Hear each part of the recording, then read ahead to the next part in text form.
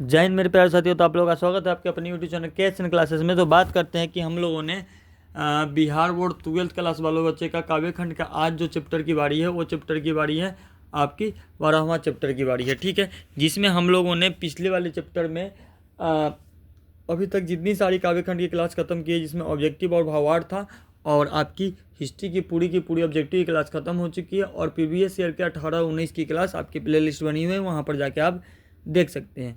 तो आज कल आपकी ये क्लासेस काव्य खंड की खत्म हो जाएगी। उसके बाद ज्योग्राफी की क्लास, ऑब्जेक्टिव की क्लास शुरू हो जाएगी। तो शुरू करते हैं बिना किसी देरी का, बिना टाइम लगाए हुए आज की क्लास शुरू करते हैं। तो चलिए देखते हैं आज क्लास की पहले क्वेश्चन। ये 12वां चैप्टर की क्लास है। आपको मैंने पहले बताया था कि कितनी वाली चैप्टर की क्लास है, 12वां चैप्टर की क्लास है, ठीक है। 12वां चैप्टर का नाम है आपका हार और जीत। पहला क्वेश्चन आता है कि अशोक वाजपेयी ने कौन सी कविता लिखी। तो अशोक वाजपेयी ने हार और जीत की कविता लिखी। आगे बात करते हैं अशोक वाजपेयी की माँ का क्या नाम था। अशोक वाजपेयी की माँ का नाम था निर्मला देवी। क्या नाम था? निर्मला देवी। अगला बात करते हैं अशोक वाजपेयी का जन्म कहाँ हुआ था। तो अशोक वाजपेयी का जन्म हुआ था दुर्ग छत्तीसगढ़ में। कहाँ हुआ था? दुर्ग छत्तीसगढ़ में। आगे बात करते हैं हार जीत कविता अशोक वाजपेयी के लिए कविता संकलन से ली गई है। तो यहाँ देखिए ली गई है कहीं नहीं वहीं, इस कविता संकलन से ली गई है। आगे बात करते हैं, अगला क्वेश्चन है कि अशोक वाजपेयी ने किस विश्वविद्यालय से बीए की है। तो अशोक वाजपेयी ने पटना विश्वविद्यालय से बीए की है। कौन सी विश्वविद्यालय? पटना विश्वविद्यालय से बीए की है। आगे बात करते हैं अशोक वाजपेयी ने किस कॉलेज से एमए किया। तो अशोक वाजपेयी ने सेंट स्टीफेंस कॉलेज दिल्ली से उन्होंने अपना एमए किए थे। आगे बात करते हैं अशोक वाजपेयी ने कौन सा सम्मान पुरस्कार नहीं प्रदान किया था। तो पहल सम्मान पुरस्कार नहीं प्रदान किए थे, ठीक है। ध्यान रखिए सारे क्वेश्चन मोस्ट VVI क्वेश्चन है। आगे बात करते हैं अशोक वाजपेयी किस विश्वविद्यालय के कुलपति रह चुके हैं। तो अशोक वाजपेयी महात्मा गांधी अंतर्राष्ट्रीय हिंदी विश्वविद्यालय की कुलपति रह चुके हैं। आगे बात करते हैं हार जीत कविता में उत्सव कौन मना रहा है। तो हार जीत कविता में उत्सव शासक दल मना रहा है, ठीक है। अगला बात करते हैं हार जीत कैसी कविता है। तो हार जीत गद्य कविता है। कौन सी कविता है? गद्य कविता है। अगला बात करते हैं कि हार जीत कविता में किसका प्रश्न उठाया गया। तो हार जीत कविता में हार का प्रश्न उठाया गया, ठीक है। अगला क्वेश्चन देखिए, अगला क्वेश्चन कहते हैं कौन सी अशोक वाजपेयी की रचना नहीं है। तो सब कुछ होना बचा रहेगा, ये अशोक वाजपेयी जी की कविताएं नहीं है। अगला बात करते हैं कौन सी रचना अशोक वाजपेयी जी की है। तो उम्मीद का दूसरा नाम, ये अशोक वाजपेयी जी की कविता है। उम्मीद का दूसरा नाम, उम्मीद का दूसरा नाम अशोक वाजपेयी जी की कविताएं हैं। चलिए अगला क्वेश्चन देखते हैं। अगला क्वेश्चन है एक पतंग अनंत में किसकी रचना है। तो एक पतंग अनंत में अशोक वाजपेयी जी की रचना है। कौन सा काव्य संग्रह अशोक वाजपेयी द्वारा रचित नहीं है। तो गंगा तट काव्य संग्रह अशोक वाजपेयी द्वारा रचित नहीं है। तत्पुरुष किसकी रचना है। तो तत्पुरुष ज्ञानेंद्रपति की रचना है। किसकी रचना है? ज्ञानेंद्रपति की रचना है। आगे बात करें हार जीत क्या है। हार जीत एक गद्य कविता है। क्या है? एक गद्य कविता है, ठीक है। चलिए अगला क्वेश्चन देखते हैं कि वो उत्सव मना रहे हैं, इसमें वो वे किसके लिए है। तो वे है किसान के लिए। किसके लिए? कौन उत्सव मना रहा है? किसान उत्सव मना रहा है, ठीक है। तो वे शब्द किसके लिए है? वे शब्द किसान के लिए है, ठीक है। अगला बात करते हैं मशक वाला क्या कर रहा है। तो मशक वाला सड़क सींच रहा है। क्या कर रहा है? सड़क सींच रहा है, ठीक है। अगला क्वेश्चन कहते हैं अशोक वाजपेयी जी का जन्म कब हुआ था। तो अशोक वाजपेयी जी का जन्म हुआ था 16 जनवरी 1941 को अशोक वाजपेयी जी का जन्म हुआ था। अगला क्वेश्चन बात करते हैं अशोक वाजपेयी जी के पिता का नाम क्या था। तो अशोक वाजपेयी जी का पिता का नाम था परमानंद वाजपेयी। क्या नाम था? परमानंद वाजपेयी अशोक वाजपेयी जी का पिता का नाम था। अगला बात करता है कौन सी कृति अशोक वाजपेयी जी की नहीं है। कहीं नहीं वहीं, ये अशोक वाजपेयी जी की कृति नहीं है। अगला बात करते हैं कौन सी कृति अशोक वाजपेयी जी की है। तो कौन सी कृति अशोक वाजपेयी जी की है। शब्द लिखने के लिए ही यह कागज बनी हुई है। ये कविता अशोक वाजपेयी जी की है, ठीक है। अगला बात करते हैं हार जीत कविता के रचयिता है। हार जीत कविता की रचयिता आपको पता है अशोक वाजपेयी जी है। अगला क्वेश्चन बात करते हैं अशोक वाजपेयी ने किस पत्रिका का संपादन किया। तो अशोक वाजपेयी ने राष्ट्रवाणी का संपादन किया। अगला क्वेश्चन करते हैं घास में डूबका आकाश किसकी कृति है। तो घास में डूबका आकाश विनोद कुमार शुक्ला की कृति है। अगला बात करते हैं अशोक वाजपेयी किस काल के कवि थे। तो अशोक वाजपेयी भक्ति काल के कवि थे। यहाँ पर थोड़ा मिस मैच हुआ था। ठीक है, आगे देखिए,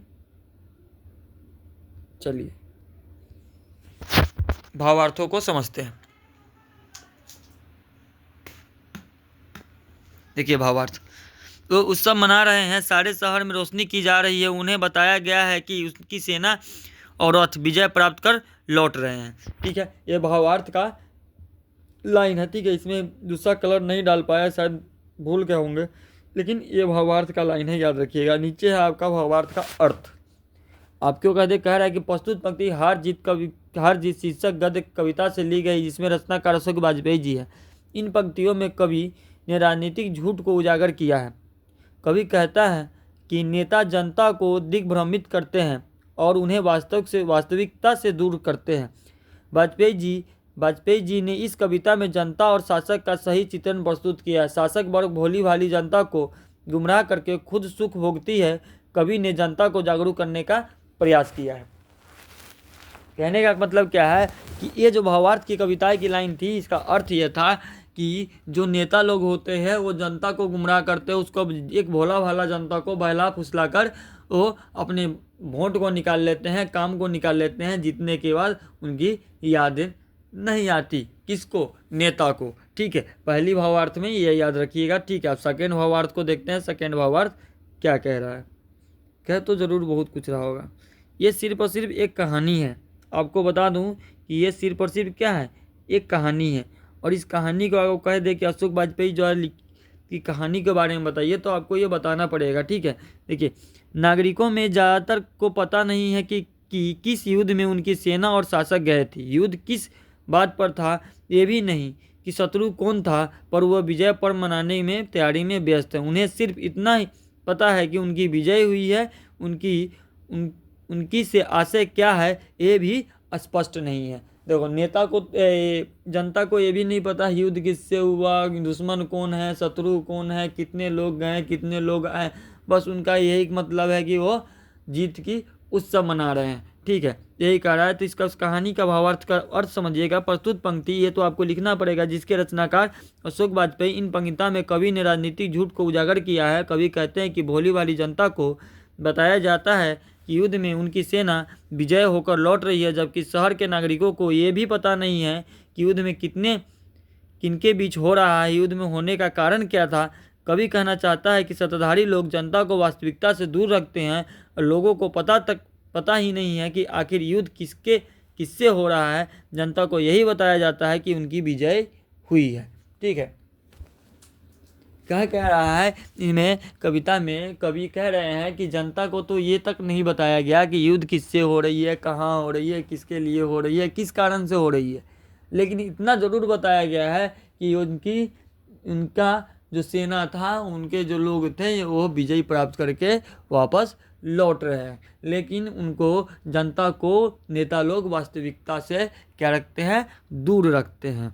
ठीक है, आगे आइए।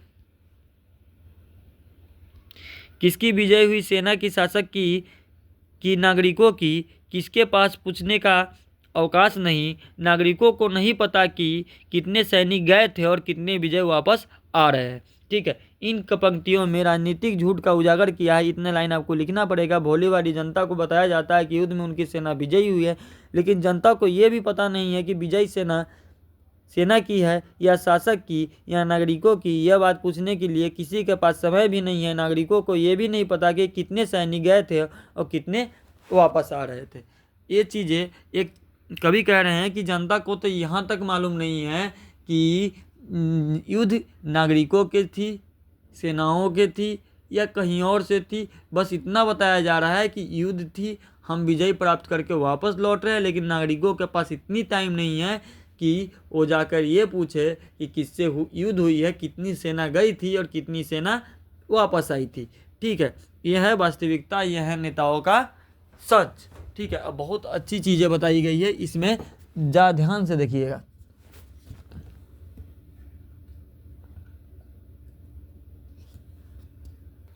देखिए अगला, खेत रहने वालों की सूची अप्रकाशित है।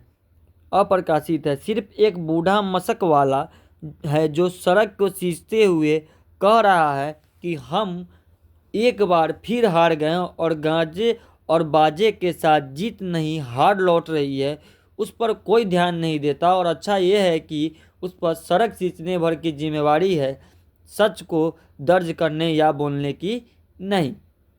कह रहा है कि प्रस्तुत पंक्ति हार जीत शीर्षक गद्य कविता से ली गई है, जिसके रचनाकार अशोक वाजपेयी जी है। इन पंक्तियों में कवि ने राजनीतिक झूठ को उजागर किया है। कवि कहते हैं, खेत में रहने वाला अर्थात श्रमिक मजदूर जिन्होंने आज़ादी में अपना योगदान दिया है, उनकी तरफ किसी का ध्यान नहीं है। बूढ़ा मशक वाला सड़कों को सींचते हुए देश की बुद्धिजीवी वर्गों की ओर कहता है कि हम लोग एक बार फिर से हार गए हैं और गाने बजाने के साथ जीत नहीं हार लौट रही है, लेकिन उस पर कोई ध्यान नहीं देता। और अच्छा ये है क्योंकि वह राजनीतिक की जिम्मेदारी से मुक्त है। कहने का मतलब है कि एक रोड पर खड़ा व्यक्ति जिसने आज़ादी के युद्ध में अपना योगदान दिया था, एक नागरिक, एक जनता, वो रोड पर खड़ा होकर सड़क को सींचते हुए बोलता है कि ये जीत की बाजा नहीं है। जो बाजा गाजा आ रही है, जो बजाकर इतनी जुलूसों के साथ, इतने खुशी के साथ आ रही है, वो जीत की नहीं, वो हार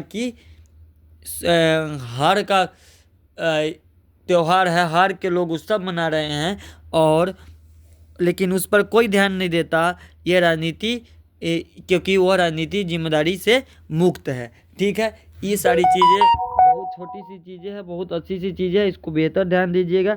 आगे बात करते हैं, जिन पर है वो सेना के साथ ही जीत लौट रहे हैं। प्रस्तुत पंक्ति अशोक वाजपेयी द्वारा लिखित गद्य कविता से ली गई है, जिसके रचनाकार अशोक वाजपेयी है। इन पंक्तियों में कवि ने राजनीतिक झूठ को उजागर किया है, लेकिन लेखक के अनुसार शासक और सत्ताधारी वर्ग कभी भी अपनी हार की घोषणा नहीं करते। वो अपनी हार को भी विजय इस रूप से प्रस्तुत करता है तथा जनता को यह स्वीकार करने के लिए विवश करता है कि वह उससे बलवान और समर्थवान समझे।